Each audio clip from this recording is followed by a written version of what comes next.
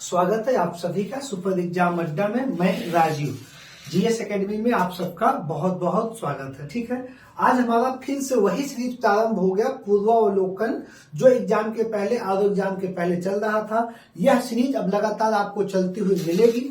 ये सीरीज आज से प्रारंभ हुई है संविधान के साथ। जब संविधान समाप्त हो जाएगा पूर्वावलोकन, तो दूसरे विषय के साथ हम आएंगे यूपी पीसीएस एग्जाम के पहले। ठीक, यहाँ पे मेरा पहला प्रश्न जो दिया गया है बेटा, वह दिया गया है कि निम्नलिखित में से किस अधिनियम द्वारा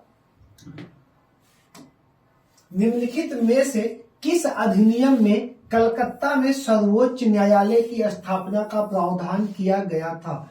ये आज अगर आपको ये लग रहा है कि यह यूपी पीसीएस एग्जाम का क्वेश्चन है, तो यूपीपी में ये क्वेश्चन नहीं आएगा, यूपीएसआई में ये क्वेश्चन नहीं आएगा, या यूपी ट्रिपल एससी में ये क्वेश्चन नहीं आया है बेटा। भले किताबों का वर्ग बदला है, लेकिन इनमें से 90% प्रश्न ऐसे हैं जो सभी एग्जामों में पूछे जाते हैं। इसलिए कह रहा हूं कि आप सभी लोग इनको देखना शुरू कर दीजिए। निम्नलिखित में से अधिनियम में सर्वोच्च न्यायालय की प्रावधान किया गया था। रेगुलेटिंग एक्ट 1773 में, पिट्स इंडिया अधिनियम 1784 में, चार्टर एक्ट 1813 में, या चार्टर एक्ट 1833 में। अब बेटा बच्चे को ये बात पता है कि रेगुलेटिंग एक्ट 1773 के तहत भारत में सुप्रीम कोर्ट की स्थापना का प्रावधान किया गया। स्थापना कब होगी? स्थापना होगी 1774 में, और इसके पहले जज होंगे लॉर्ड एलिजा एम्पे। कौन होंगे? लॉर्ड एलिजा एम्पे इसके पहले जज हो जाएंगे। अगला प्रश्न है सर्वोच्च न्यायालय की स्थापना के संबंध में निम्नलिखित में से कौन सा कथन सही है या नहीं है। यहाँ पे तुमसे पूछ रहा है कि किसमें का संबंध में कौन सा कथन सही है या नहीं। ठीक, सर्वोच्च न्यायालय की स्थापना में पहला ऑप्शन का कथन क्या दिया है? कलकत्ता में सर्वोच्च न्यायालय की स्थापना 1773 के रेगुलेटिंग एक्ट द्वारा की गई। बिल्कुल सही लाइन है, बिल्कुल सही है। दूसरी लाइन है लेमेस्टर इस न्यायालय के प्रथम मुख्य न्यायाधीश थे, और मैंने तुमको पहले ही बताया कि लेमेस्टर नहीं, लॉर्ड एलिजा एम्पे थे।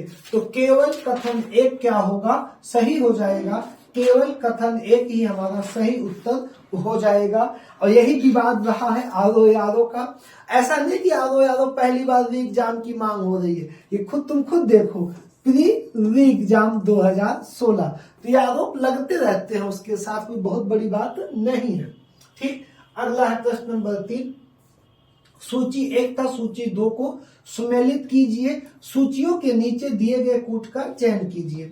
यहाँ पे 4 कार्य दिए गए हैं। पहला कार्य दिया है नियंत्रण परिषद की स्थापना, दूसरा दिया है सर्वोच्च न्यायालय की स्थापना, तीसरा दिया है इंग्लिश मिशनरियों को भारत में कार्य करने की अनुमति, चौथा कार्य दिया है गवर्नर जनरल की परिषद में कानूनी सदस्य की नियुक्ति। और यहाँ पे 4 अधिनियम दिए हैं। नियामक मतलब रेगुलेटिंग एक्ट 1773, पिट्स इंडिया अधिनियम 1784, चार्टर अधिनियम 1813, चार्टर अधिनियम 1833। 99% बच्चे को ये वाला पॉइंट बिल्कुल क्लियर है कि भैया ये 1773 में हुआ था, 1773 में हुआ था। बी वाले में मुझे पता है कि एक वाला 100% होगा, इसमें कोई गलती नहीं है। तो क्या एक से उत्तर बनेगा? श्योर बनना चाहिए। आइए देखते हैं, ए, बी, सी और डी। तो बी में क्या लगा रहे हो तुम? बी में लगाए हो 1, तो बी में पहले ऑप्शन ए में 2 लगा है, ऑप्शन बी में 1 लगा है, ऑप्शन सी में भी 2 लगा है, डी में 4। एक सिर्फ कहाँ लगा है? बी में। अब बी आपका बिल्कुल सही उत्तर हो जाएगा बिना किसी समय को खराब किए।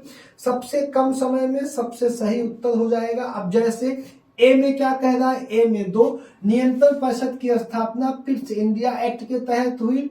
सी में क्या कह रहा है? ये 3, इंग्लिश मिशनरियों का कार्य करने की अनुमति। सी में 3, चार्टर अधिनियम 13, गवर्नर परिषद में 1833। आपका क्या हो जाएगा? बी वाला उत्तर बिल्कुल सही हो जाएगा।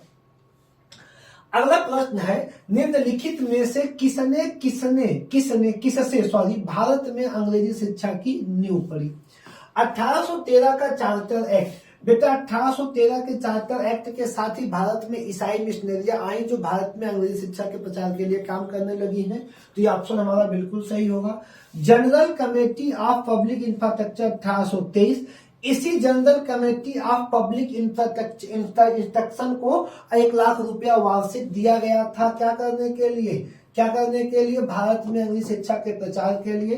पाश्चात्य विद्य और आंग्ल विद्य का विवाद, भारत में जो प्राचीन शिक्षा व्यवस्था थी वो पाश्चात्य विद्य और जो अंग्रेजों द्वारा फैलाई गई शिक्षा थी, इन दोनों का आपसी विवाद। तो इन तीनों से क्या कह रहा है कि भारत में अंग्रेजी शिक्षा की नींव पड़ना प्रारंभ हो गई थी। तो क्या ऐसा कोई ऑप्शन है जो तीनों की बात कर रहा है, 1, 2 और 3 की? बिल्कुल ऐसा एक ऑप्शन हमारे पास होगा, 1, 2 और 3 हमारा बिल्कुल सही उत्तर हो जाएगा। ठीक है, अगला प्रश्न हम देखते हैं। अगला प्रश्न है, किस अधिनियम द्वारा ब्रिटिश संसद ने चाय और चीन के साथ व्यापार को छोड़कर ईस्ट इंडिया कंपनी के भारत के साथ व्यापारिक एकाधिकार को समाप्त कर दिया? बच्चे को पता है कि 1813 में चाय और चीन को छोड़ के और 1833 में सभी एकाधिकार समाप्त कर दिए जाएंगे। तो 1813 में क्या? तो ऑप्शन ए आपका क्या हो जाएगा? बिल्कुल सही उत्तर हो जाएगा 1813। ठीक,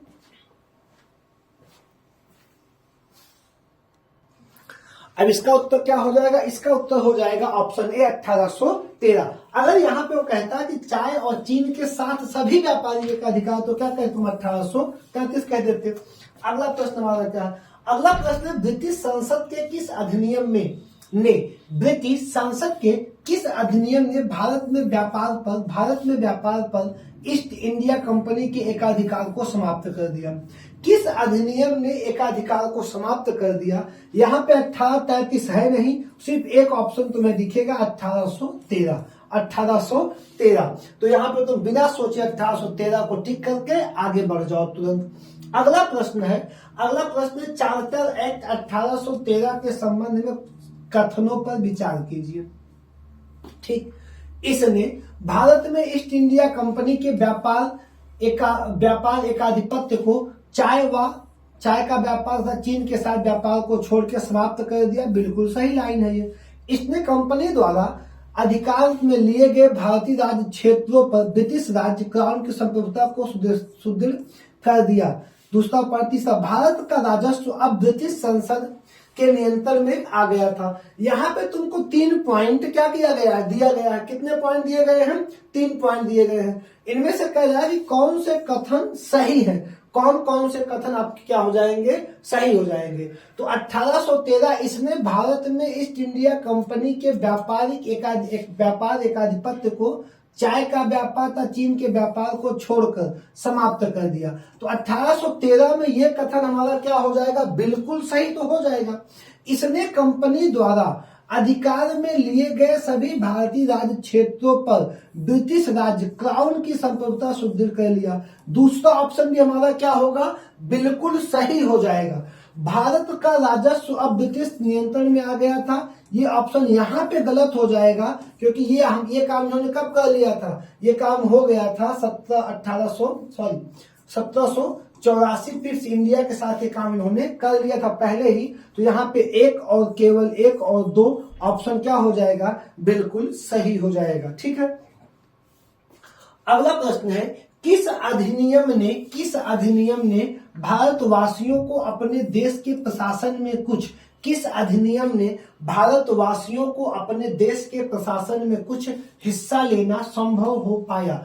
किस अधिनियम में भारतवासियों को अपने देश के प्रशासन में कुछ हिस्सा लेना संभव हो पाया? 1833, 1853, 1858 या 1861? तो बेटा 1833 के अधिनियम ने क्या किया? कुछ हिस्सा लेना संभव बना पाया। ब्रिटिश में भारतवासियों के प्रशासन में हिस्सा लेना संभव बना पाया। अगला जो प्रश्न है हमारा वो क्या है? भारतीय परिषद अधिनियम 1861 के संबंध में निम्न कथनों को पढ़ के सही विकल्प चुने। 1861 के संबंध में निम्न कथनों को पढ़ के सही विकल्प चुनना है।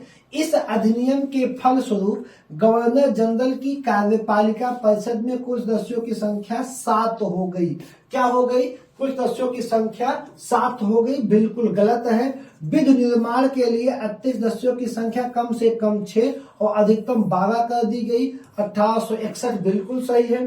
प्रांतीय और केंद्रीय विषयों में किसी तरह के भेदभाव नहीं रखा गया। ये दोनों पॉइंट बेटा सही है। यहाँ पे 7 गलत हो गया क्योंकि मिनिमम 6 थी और अधिकतम 12 कर दी गई।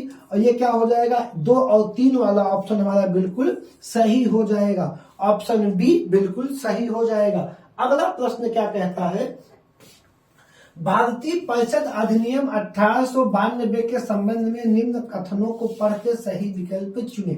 अब यहाँ पे इन्होंने दिया है इसे 20 जून 1892 को लागू किया गया। क्या किया गया? लागू। लेकिन मैंने लिखा है पारित।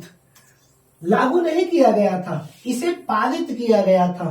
पारित कब किया गया था? 20 जून 1892 को। तो लागू कब किया गया? 3 फरवरी 1893 को इसे लागू किया गया था। तो पहला पॉइंट भी इसमें क्या है? गलत है।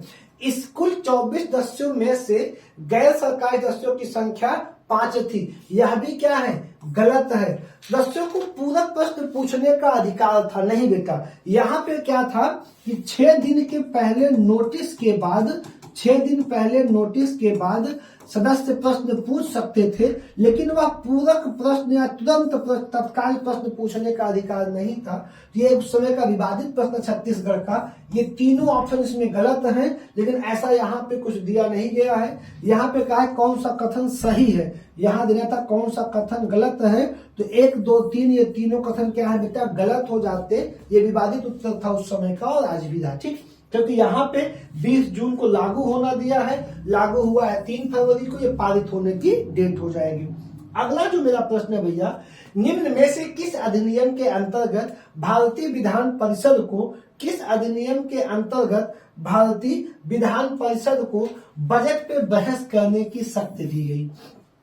बजट पे बहस करने की शक्ति दी गई 1861 में, 1892 में, 1909 पे या 1919 में? तो बेटा 1892 में बजट पे बहस करने की शक्ति प्रदान की गई। किसको? भारतीयों को।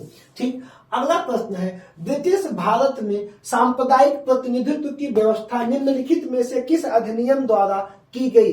ब्रिटिश भारत में सांप्रदायिक प्रतिनिधित्व की व्यवस्था किस अधिनियम से की गई? अगर अब इस क्वेश्चन को एमपी पीसीएस से हटा के यूपीपी, यूपीएसआई, एसएससी, जीडी में डाल दिया जाएगा, तब भी बच्चे सही जवाब देंगे, क्योंकि बच्चे को पता है कि सबसे पहले 1909 मार्ले मिंटो में मुसलमानों को पृथक निर्वाचन की व्यवस्था दी गई थी। मार्ले मिंटो सुधार में मुसलमानों को पृथक निर्वाचन की व्यवस्था दी गई थी। Option B.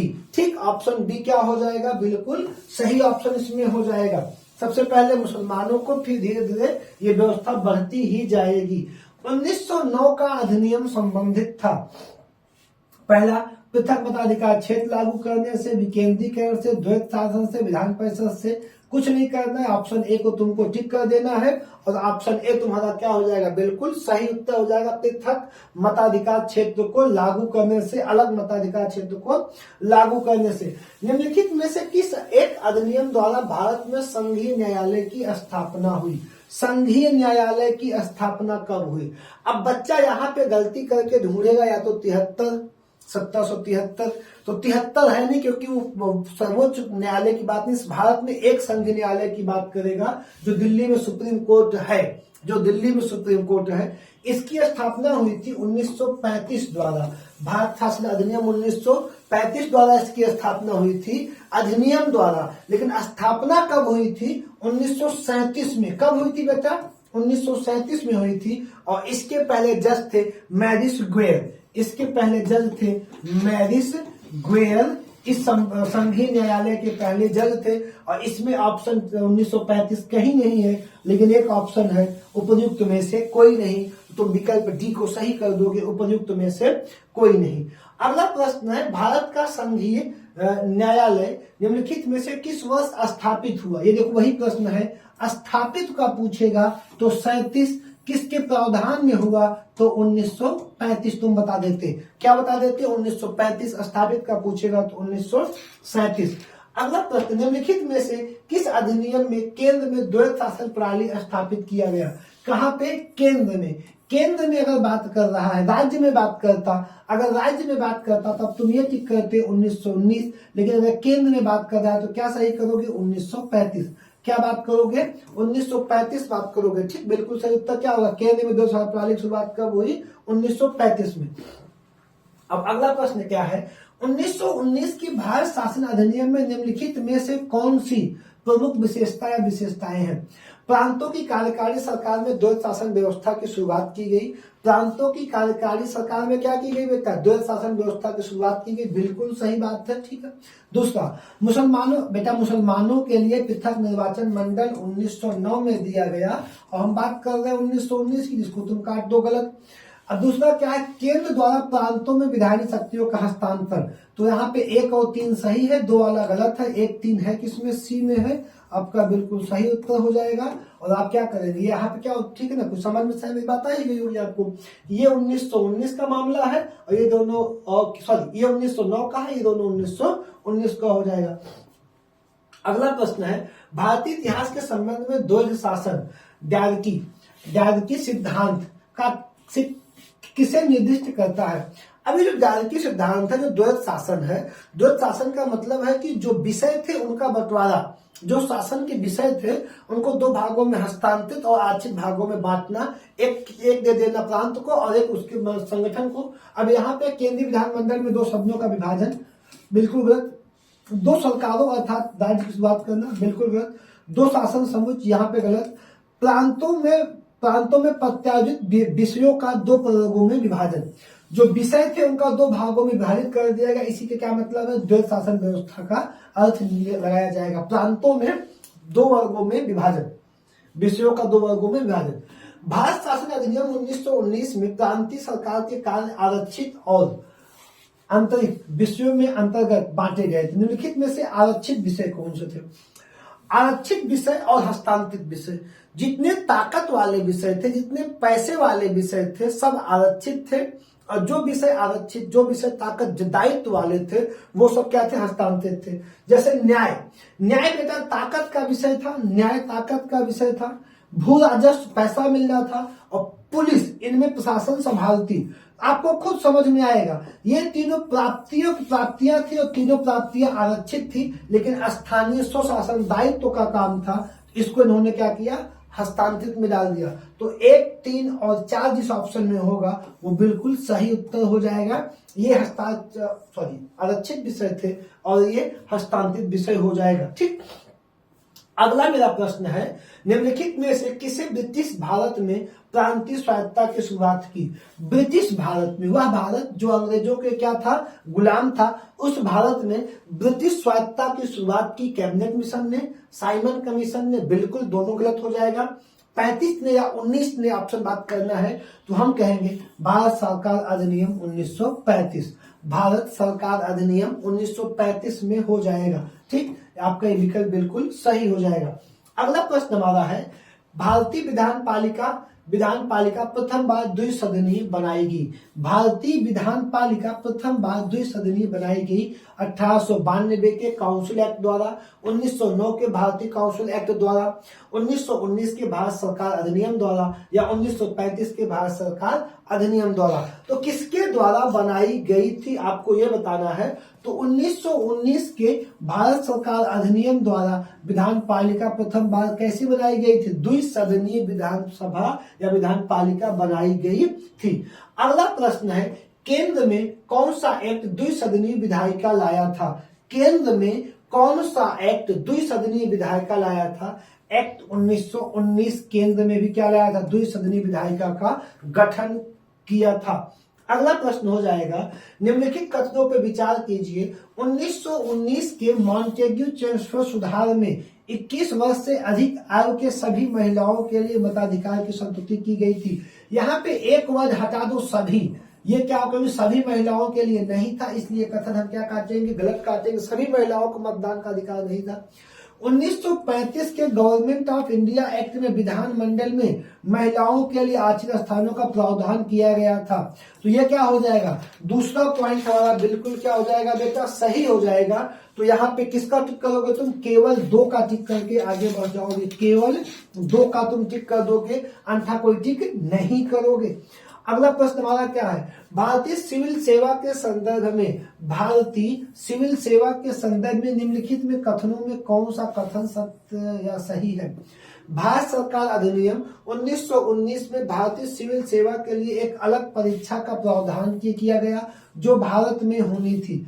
क्या कहा है कि भारत सरकार अधिनियम 1919 में भारतीय सिविल सेवा के लिए एक अलग परीक्षा का प्रावधान किया गया जो कहाँ होनी थी, जो भारत में होनी थी। बिल्कुल सही बात है, और 1922 से यह परीक्षा भारत में प्रारंभ हो गई थी। दूसरा, भारतीय सिविल सेवा क्षेत्र में 1941 में भारतीयों का प्रतिशत यूरोपियों से ज्यादा था। क्यों ज्यादा था, क्योंकि पहले परीक्षा लंदन में होती थी, ब्रिटेन में होती थी, लेकिन 1922 के बाद जब परीक्षा भारत में प्रारंभ हुई तो भारतीयों के सफल होने की क्या हुई, चीजें बढ़ने लगी और भारतीय ज्यादा सफल होने लगे और ब्रिटिश यहाँ भाग लेने कम आने लगे, जिससे इनका परसेंट क्या हुआ, बढ़ने लगा। और इसमें दोनों पक्ष कथन क्या हो जाएंगे, केवल सही हो जाएंगे। तो यहाँ पे 1 और 2 दोनों को हम क्या कर देंगे बेटा, सही उत्तर का चयन कर देंगे, 1 और 2।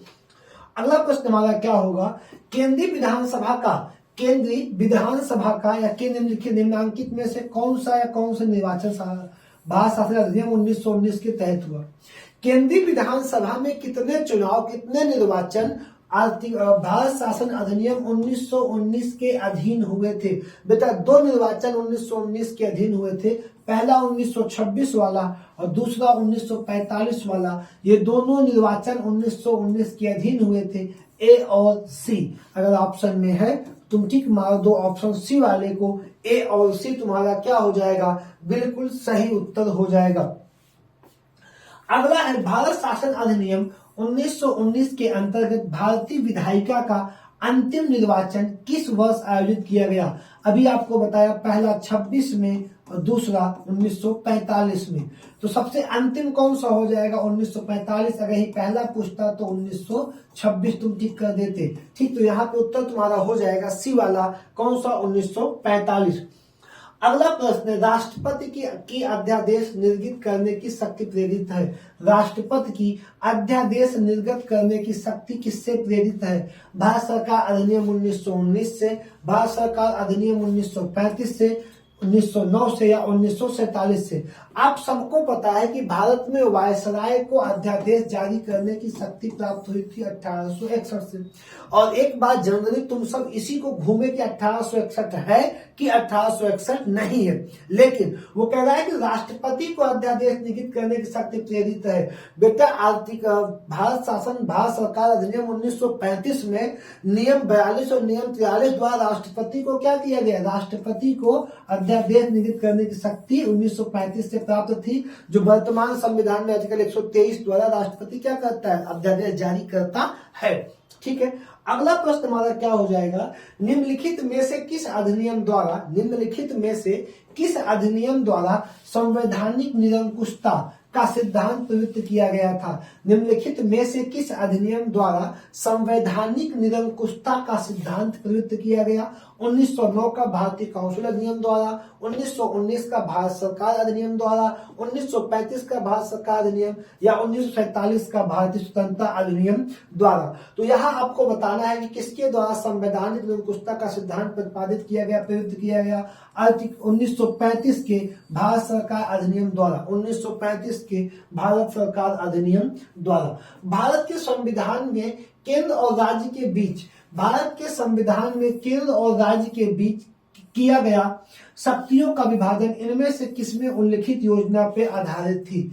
शक्तियों का विभाजन किस योजना पे आधारित थी। मार्ले मिंटो 1909 पे, मॉन्टेग्यू चेम्सफोर्ड अधिनियम 1919 पे, भारत सरकार अधिनियम 1935 पे या भारतीय स्वतंत्रता अधिनियम 1900 किस पे हो जाएगा, 47 पे।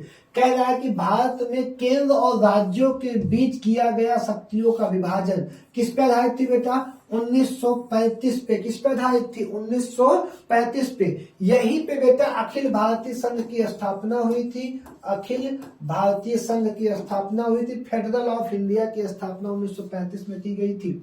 ठीक है। निम्न में से एक भारत सरकार अधिनियम 1935 की मुख्य विशेषता में से नहीं है। एक क्या है? विशेषताओं में से नहीं है। कब की बात कर रहा है? 1935 की एक विशेषता नहीं है। इस अधिनियम में अखिल भारतीय महासंघ का प्रावधान किया गया, विशेषता है। अवशिष्ट विषय प्रांतीय शक्तियों को आवंटित किए गए, याद भी सस्पेंसिव रुक जाओ। या प्रांतीय स्वायत्ता का सूत्रपात का संकेत किया था, बिल्कुल सही हो जाएगा। इसने प्रांतीय स्तर पर द्वैध शासन प्रणाली को समाप्त कर केंद्र में लागू किया, बिल्कुल सही हो जाएगा। आपका ऑप्शन बी गलत हो जाएगा। ठीक, क्या हो जाएगा कि अवशिष्ट विषय प्रांतीय विधायकों को आवंटित किए गए थे। ठीक, बिल्कुल गलत हो जाएगा। अगला प्रश्न हमारा होगा, एक संघीय व्यवस्था और केंद्र में द्वैध शासन भारत में लागू था। एक संघीय व्यवस्था और केंद्र में द्वैध शासन भारत में लागू किया गया था। केंद्र में द्वैध और संघीय व्यवस्था अधिनियम 1935। ऑप्शन बिना सोचे आप बता सकते हैं, बार बार ये क्वेश्चन रिपीट भी हो रहा था। ठीक, तो आप बता देंगे 1935 के अधिनियम द्वारा। किसके द्वारा? 1935 के अधिनियम द्वारा। अगला प्रश्न है, अखिल भारतीय महासंघ स्थापित करने का प्रावधान शामिल किया गया था। ऑप्शन ए भारत सरकार अधिनियम 1935 में। ऑप्शन ए भारत सरकार अधिनियम 1935 में। अगला है, निम्नलिखित में से किस अधिनियम में भारत में एक संघीय शासन व्यवस्था की शुरुआत की गई थी? 1935। आपको वही क्वेश्चन शायद बार बार रिपीट हो रहा है।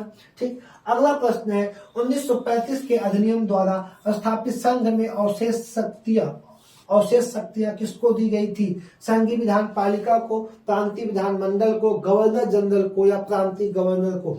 गवर्नर जनरल को दी गई थी। किसको दी गई थी? गवर्नर जनरल को दी गई थी।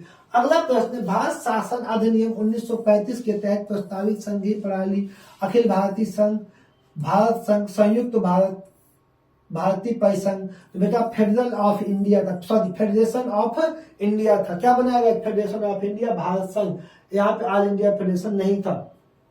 अगला प्रश्न है, निम्नलिखित में से कौन सा एक भारत शासन अधिनियम 1935 में स्वीकार किया हुआ महत्वपूर्ण और अस्थायी अवयव नहीं है? महत्वपूर्ण और अस्थायी अवयव नहीं है। देश के लिए लिखित संविधान, विधानमंडल के लिए निर्वाचित एवं जवाबदेही प्रतिनिधि, एक संघ की योजना पर विचार, विधानमंडल के लिए सरकारी सदस्यों का संवाचन। बेटा 1935 में क्या नहीं स्वीकार किया गया था? देश के लिए एक लिखित संविधान। ऑप्शन ए तुम्हारा क्या हो जाएगा? बिल्कुल सही उत्तर हो जाएगा। लिखित संविधान का प्रावधान पहली झलक तुमको मिलेगी क्रिप्स मिशन में, फिर आगे कैबिनेट मिशन उसका गठन करेगी। इसके पहले लिखित संविधान का कोई बात नहीं किया गया था। अगला प्रश्न है, 1935 का गवर्नमेंट ऑफ इंडिया एक्ट क्यों महत्वपूर्ण है? 4 कारण दिए गए हैं, पूछता है क्यों महत्वपूर्ण है।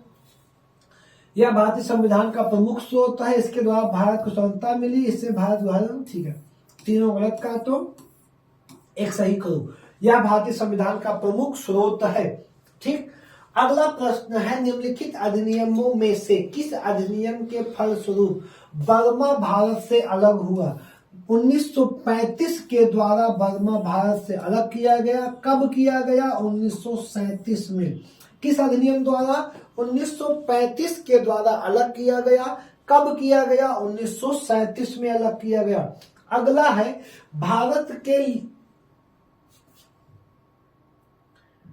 भारत के संविधान की रचना हेतु संविधान सभा का विचार निम्नलिखित में से सर्वप्रथम किसने प्रस्तुत किया? सर्वप्रथम संविधान के रचना का विचार स्वराज पार्टी ने किया था। बेटा किसने किया था? स्वराज्य पार्टी ने किया था 1934 में सर्वप्रथम।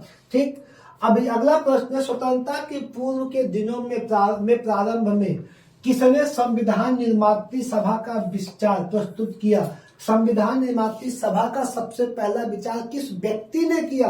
एम एन रॉय ने किया। किसने किया बेटा? एम एन रॉय ने किया। एम.एन. राय का पूरा नाम था मानवेंद्र नाथ राय, लेकिन इनका मूल नाम था नरेंद्र नाथ भट्टाचार्य। ठीक, इन्होंने सबसे, अगर तुमसे पूछेगा कि संविधान निर्माती सभा का विचार सबसे पहले किसने रखा, एम.एन. राय ने रखा। किस पार्टी ने रखा, स्वराज्य पार्टी ने रखा। दोनों व्यक्ति और पार्टी का ध्यान रखना तुम। ठीक है, अगला प्रश्न है, एक निर्वाचित संविधान सभा द्वारा भारत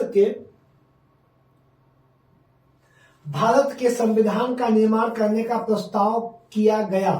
एक निर्वाचित संविधान सभा द्वारा भारत के संविधान सभा का निर्माण करने का प्रस्ताव। साइमन कमीशन ऐसा कोई काम नहीं किया था, इसने भी ऐसा कोई काम नहीं किया था। दो विषय तुम्हारे सामने है, पहला है क्रिप्स मिशन द्वारा, दूसरा है कैबिनेट डेलीगेशन द्वारा। सबसे पहली बार क्रिप्स मिशन ने कहा था इस बात को। किसने कहा था बेटा, क्रिप्स मिशन ने कहा था। तुम्हारा ऑप्शन सी बिल्कुल सही हो जाएगा।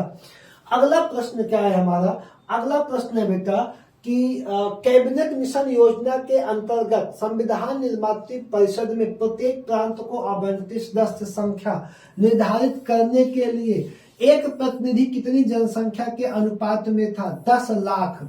10 लाख की जनसंख्या पर एक प्रतिनिधि निर्वाचित करना था। कितने की संख्या पे, 10 लाख की संख्या पे। इस प्रकार संविधान सभा की कितनी, 389 कितनी सीटें बनी थी, 389 सीटें बनाई गई थी। कितने के आधार पे, 10 लाख जनसंख्या के आधार पे टोटल नंबर ऑफ सीटें कितनी बनाई गई थी, 389 बनाई गई थी। ठीक, आपका ऑप्शन क्या सही हो जाएगा, 10 लाख सही हो जाएगा। अगला प्रश्न बेटा हमारा, इन व्यक्तियों में से कौन कैबिनेट मिशन का सदस्य नहीं था, वुड्स, लॉरेंस, अलेक्जेंडर और क्रिप्स। तो बेटा वुड्स नहीं थे और तीनों क्या हो जाएंगे, क्या किसके सदस्य, कैबिनेट मिशन के सदस्य हो जाएंगे। 1946 में निर्मित अंतरिम सरकार में कार्यपालिका परिषद के उपसभापति कौन थे। आपको पता है 1946 में एक सरकार बनाई गई थी जिसका शपथ दिलवाए थे लॉर्ड वेवेल, और उसमें अध्यक्ष लॉर्ड वेवेल थे और उपाध्यक्ष कौन था, जो प्रधानमंत्री के पद पे बैठे जवाहरलाल नेहरू थे। कौन थे बेटा, जवाहरलाल नेहरू उपाध्यक्ष के पद पे बैठे थे। ठीक, अगला प्रश्न हमारा हो जाएगा बेटा, निम्नलिखित में से कौन अगस्त 1946 में गठित प्रथम अंतरिम राष्ट्रीय सरकार का सदस्य नहीं था। 1946 में जो सरकार बनी थी उसका मेंबर नहीं था। सी राजगोपालाचारी बेटा मेंबर थे, राजेंद्र प्रसाद मेंबर थे, जगजीवन राम मेंबर थे, लेकिन एस राधाकृष्णन इसके मेंबर नहीं थे। ये प्रश्न छोटे से लेकर बड़े सभी एग्जामों में बार बार पूछा जाता है। कौन नहीं थे, एस राधाकृष्णन 1946 के मेंबर नहीं थे। अगला प्रश्न है, प्रथम अंतरिम राष्ट्रीय सरकार की घोषणा की गई थी। प्रथम अंतरिम राष्ट्रीय सरकार की घोषणा की गई थी। ये पूछ रहा है कि घोषणा कब की गई थी, और आप देखिए यहाँ पे टिक भी लगा दिया गया। क्या टिक लगा है, 24 अगस्त 1946 को। घोषणा कब की गई थी, 24 अगस्त 1946 को। लेकिन वह सरकार लागू कब हुई, वह कार्यकाल कब शुरू हुआ, 2 सितंबर 1946 को। अंतिम सरकार का कार्यकाल कब प्रारंभ हुआ, 2 सितंबर 1946 को, और घोषणा कब की गई, 24 अगस्त 1946 को की गई थी। अगला प्रश्न है, बेबेल योजना के अनुसार कार्यकारी परिषद में हिंदू और मुस्लिम सदस्यों की संख्या समान होनी चाहिए। ये बिल्कुल सही लाइन है ए, लेकिन बेबेल का विचार था कि ऐसी इसका कोई मतलब नहीं है। तो बेटा कथन तो सही है, पर कारण क्या है इसका गलत हो जाएगा। ऑप्शन सी इसका बिल्कुल सही उत्तर हो जाएगा। ठीक है, अगला प्रश्न है हमारा, निम्नलिखित में से कौन से कथन संविधान सभा के विषय में सत्य है। निम्नलिखित में से कौन से कथन संविधान सभा के विषय में क्या है, सत्य है। यह वयस्क मताधिकार पे आधारित थी, वयस्क मताधिकार पे आधारित थी, बिल्कुल गलत। या प्रत्यक्ष निर्वाचन का परिणाम थी, बिल्कुल गलत। यहाँ पे प्रत्यक्ष और अप्रत्यक्ष, जो पढ़ाया हूं सबको पता होगा, दोनों मेंबर आए थे बेटा, प्रत्यक्ष वाले भी आए थे, अप्रत्यक्ष वाले भी आए थे। यह एक बहुदलीय निकाय था, इसने अनेक समितियों के माध्यम से कार्य किया। 3 और 4 सही है, 1 2 क्या हो जाएंगे, गलत हो जाएंगे। तो ऑप्शन सी में ले जाओ, 3 और 4 को तुम क्या मार दो, टिक मार दो। ठीक है, अगला प्रश्न फिर कहता है कि भारतीय संविधान सभा के संबंध में निम्नलिखित में से कौन से कथन सही है। या फिर वही प्रश्न आ गया, यह वयस्क मताधिकार पे आधारित नहीं थी। तो यहाँ पे नहीं थी तो लगा दिया, तुम क्या कर दोगे, जब इसने नहीं थी लगाया तब तुम इसको सही कर दोगे। या बेटा प्रत्यक्ष में कह रहा हूं नहीं थी, ठीक, ये गलत हो जाएगा। यहाँ पे प्रत्यक्ष और अप्रत्यक्ष दोनों सरकारें दोनों लोग शामिल थे। यह बहुदलीय संरचना नहीं थी, तो ये भी बहुदलीय संरचना थी, तो यह भी गलत हो जाएगा। या कई समितियों के माध्यम से कार्य कर रही थी, यहाँ पे ए और डी आपका क्या सही हो गया, ए और डी ऑप्शन ए में आपके है, इसका हो जाएगा आपका बिल्कुल सही उत्तर हो जाएगा। ठीक है, अगला प्रश्न क्या है हमारा, अगला प्रश्न है बेटा कि निम्नलिखित में से संविधान सभा के बारे में गलत कथन कौन सा है। संविधान सभा के बारे में गलत कथन कौन सा है। इसने बड़ी संख्या में समितियों की मदद से काम किया, उसमें प्रारूप समिति सबसे महत्वपूर्ण समिति थी। गलत कथन कौन सा है। अल्पसंख्यक समुदाय जैसे ईसाई, एंग्लो इंडियन, पारसी सभी पर्याप्त पद दिया गया था। इसका निर्वाचन सार्वभौमिक वयस्क मताधिकार के आधार पर किया गया था। ठीक, तो ये देखो यहाँ पे बिल्कुल गलत है कि इसका निर्वाचन सार्वभौम किस पे किया गया था, वयस्क मताधिकार पे किया गया था, बिल्कुल नहीं किया गया था। ये आपका क्या हो जाएगा, बिल्कुल गलत हो जाएगा। और आप सी को क्या कर देंगे, इस ऑप्शन में टिक करके आगे बढ़ जाएंगे। अगला प्रश्न हो जाएगा बेटा हमारा कौन सा, अगला प्रश्न हो जाएगा भारतीय इतिहास के संदर्भ में प्रांतों से संविधान सभा के सदस्य, भारतीय इतिहास के संदर्भ में प्रांतों से संविधान सभा के सदस्य क्या कह रहा है कि उन प्रांतों के लोगों द्वारा सीधे निर्वाचित हुए। भारतीय राष्ट्रीय कांग्रेस और मुस्लिम लीग द्वारा नामित हुए, प्रांतीय विधानसभाओं द्वारा निर्वाचित हुए। तो बेटा प्रांतीय विधानसभाओं द्वारा क्या हुए, निर्वाचित हुए। किसके द्वारा निर्वाचित हुए, प्रांतीय विधानसभाओं द्वारा निर्वाचित हुए। भारतीय संविधान सभा में सदस्यों का निर्वाचन कैसे हुआ, जनता द्वारा, कांग्रेस द्वारा, ठीक है, प्रांतीय सभाओं द्वारा, वही उत्तर द्वारा घूम रहा है, प्रांतीय सभाओं द्वारा हुआ। अगला प्रश्न हमारा है संविधान सभा के चुने हुए अस्थायी अध्यक्ष कौन थे। 11 दिसंबर को अस्थायी अध्यक्ष बेटा बनाए गए थे डॉक्टर राजेंद्र प्रसाद। कौन बनाए गए थे, डॉक्टर राजेंद्र प्रसाद अस्थायी अध्यक्ष बनाए गए थे। अगला प्रश्न संविधान सभा की प्रथम बैठक की अध्यक्षता किसने की थी। पहले अस्थायी अध्यक्ष थे डॉक्टर सच्चिदानंद सिन्हा। पहले अस्थायी अध्यक्ष कौन थे, डॉक्टर सच्चिदानंद सिन्हा हो जाएंगे। ऑप्शन सी आपका क्या हो जाएगा, बिल्कुल सही हो जाएगा। अगला प्रश्न है भारतीय संविधान सभा के उद्घाटन अधिवेशन की अध्यक्षता किसने की थी। उद्घाटन और पहला सभा एक ही बात हो जाएगा, सच्चिदानंद सिन्हा ने की थी, जिसमें कोई डाउट किसी बच्चे को नहीं होना चाहिए। अगला प्रश्न है डॉक्टर राजेंद्र प्रसाद को संविधान सभा का सभापति चुना गया। राजेंद्र प्रसाद को संविधान सभा का सभापति चुना गया। कब चुना गया था बेटा, 9 दिसंबर को पहली बैठक, 11 दिसंबर को पहली बैठक। सिर्फ कंफ्यूज कर रहा है, दिसंबर 1946 में चुना गया है। ऑप्शन डी तुम्हारा क्या हो जाएगा, बिल्कुल सही उत्तर हो जाएगा। भारत की संविधान निर्माती सभा के अध्यक्ष कौन थे। 7 से 8 बार प्रश्न देखो घुमाया सभी एग्जामों में, डॉक्टर राजेंद्र प्रसाद थे, आप सबको पता होगा। अगला है स्वतंत्र भारत की संविधान सभा के अध्यक्ष कौन थे। स्वतंत्र भारत में की संविधान सभा के अध्यक्ष कौन थे। स्वतंत्र भारत में संविधान सभा के अध्यक्ष कौन हो जाएंगे, doctor B R. Ambedkar, doctor Rajendra Prasad. ठीक है, तो यहाँ पे बेटा हो जाएंगे डॉक्टर राजेंद्र प्रसाद। कौन हो जाएंगे, डॉक्टर राजेंद्र प्रसाद। संविधान सभा में प्रथम मनोनीत उपसभापति, आपको जैसे पता होगा कि एच.सी. मुखर्जी साहब संविधान सभा के उपसभापति थे। कौन थे, उपसभापति थे, लेकिन वो अस्थायी उपसभापति थे। तो अस्थायी उपसभापति कौन था, फ्रैंक एंथोनी अस्थायी उपसभापति थे। और इन्हीं का स्थान कौन लिया था, इन्हीं का स्थान लिया था एच.सी. मुखर्जी। इसी के साथ बेटा ये 60 प्रश्नों की पूर्वावलोकन की सीरीज समाप्त होती है। और ये निरंतर आपको मॉर्निंग टाइम में मिलती रहेगी। पूर्वावलोकन के टेंशन से मैं आपको मुक्त करा दूंगा। और आप लोगों से निवेदन है कि ज्यादा से ज्यादा शेयर सब्सक्राइब कर दिया करिए। इस टाइम आप ज्यादा से ज्यादा यूपीपी की भर्ती में परेशान है, मुझे पता है, लेकिन आप लोग अपनी पढ़ाई जारी रखें। एग्जाम भी होगा, 100% एग्जाम होना तय ही है, और एग्जाम होगा भी, तो आप लोग तैयारी करते रहे। धन्यवाद।